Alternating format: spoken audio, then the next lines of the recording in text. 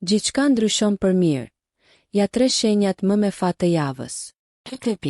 Kjo është java më me fat e vitit për ty, mos e lër të shkojë dëm. Ajo që zgjedh tani do të jetë ajo mbi të cilën do të ndërtosh perspektivat e tua deri në vitin 2026. Kështu që nuk është koha për dyshime. Prandaj, lëri instinktet e tua të udhëheqin dhe ec përpara. Jeta e re nuk do të presë për gjithmonë. Gjithçka ndryshon nga personale në profesionale. Është koha të shkëlqesh dhe të zgjedhësh të jetosh jetën që gjithmonë ke dëshiruar. Shigjetari. Jini të hapur ndaj mundësive të rritjes. Të enjten, më 26 qershor, Mërkuri do të kalojë në Luan, duke ndezur temat e fatit, bollëkut dhe udhëtimit. Me Marsin në Virgjëresh deri në Gusht, shumë nga këto tema do të lidhen me punën tuaj dhe do të manifestohen në mënyra pozitive. Më 23 qershor, ju hyni në një periudhë të mbar ndërsa filloni një kapitull të ri.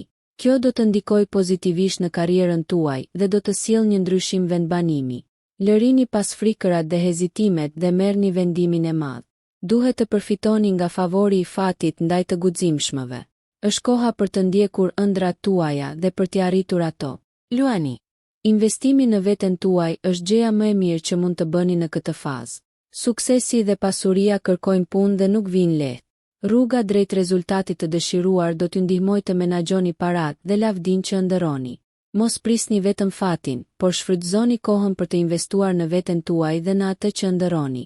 Është e vështirë, por ja vlen, do ta kuptoni në fund. Mërkuri dhe Luani formojnë një trekëndësh të dyfisht me Saturnin dhe Neptunin në dash të dielën. Më 29 qershor. Dhe kjo ju ndihmon të formuloni një plan aq të përsosur sa vështirë se do të dështoj.